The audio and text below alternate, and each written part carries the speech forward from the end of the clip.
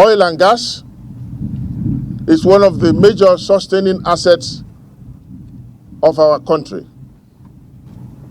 But unfortunately, you will agree with me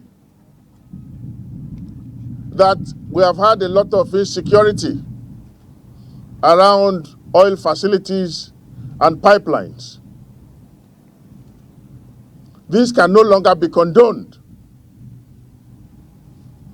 Mr. President has directed that this must stop, and he has asked us to come here to see for ourselves the devastation that has been occasioned by activities of criminals. Minister of State for Petroleum Resources, Timipre Silva, echoes the mandate of Mr. President, the directive to end oil theft soonest. But it is easier said than done. Decades of unaddressed oil theft and illegal bunkering has birthed a prosperous and powerful cartel.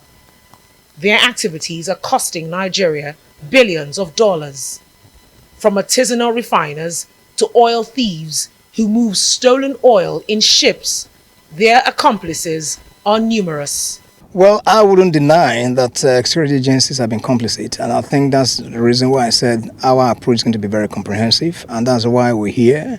And of course, I've also told members of the armed forces I'm going to be ruthless with anyone that is found to have engaged in the malfeasance.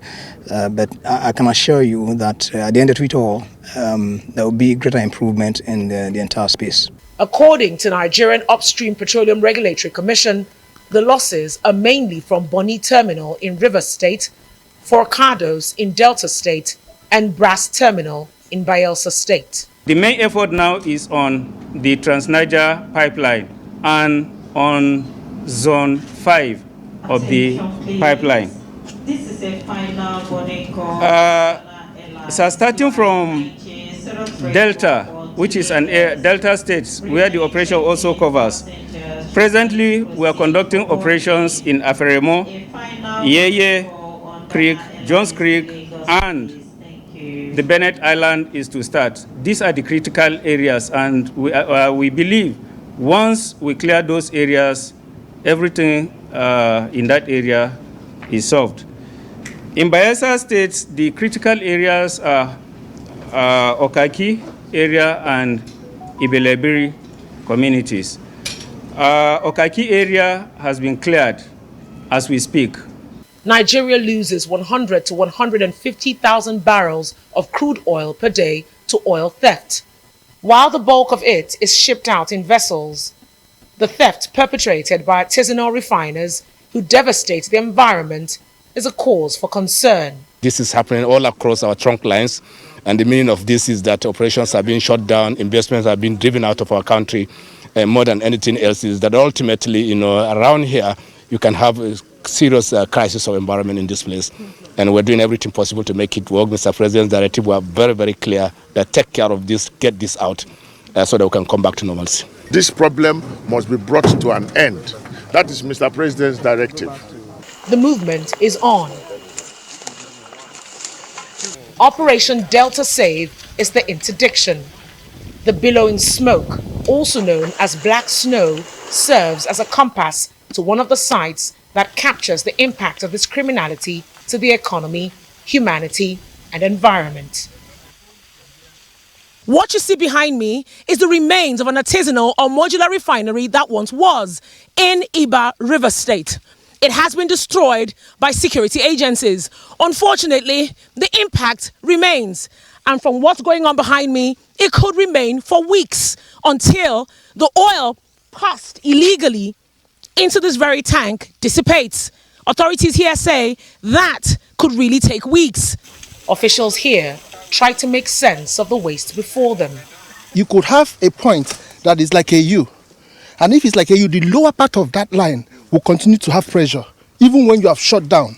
Okay, so it could be a combination of two things. The truth of the matter is that they puncture the pipe upstream and now inject water downstream. So that maintains the pressure of the pipeline throughout the length of it. 24 inch. So when you are discharging into a small well, you naturally have more pressure. Yeah. As crude as it looks, their methods are deliberate. As it is above, so it is below. The aim is to supply crude oil from oil pipelines kilometers away to these containers for refining. At this point, raw and refined crude meet. A total waste, a complete mess to the environment. There have been meetings to resolve the issue. For representatives from the region who condemn oil theft, they are also calling for the recognition of the technology used by these artisans. There are claims that the fuel refined here is better than those the government pays subsidy to import. The Vice Chancellor of the University of Petroleum Resources, Efun, says the petrol gotten here is low in sulfur. There is difference between artisanal activities and criminality. Yeah, if people genuinely want to do, upstream business in the country, there are clear regulations guiding that. That is different from what we are seeing here. But what we are talking about here is absolute criminality, yes. But on the part of government, if any Nigerian wants to participate in upstream activities, they could come to the regulatory body and the activities will be guided by the existing regulation. Industry watchers say, as good as this drive to curb oil theft is, there will only be a significant reduction in oil theft if government comes up with a strategy to stop the big thieves who steal and export Nigeria's oil in vessels. Onyi Sunday, Arise News.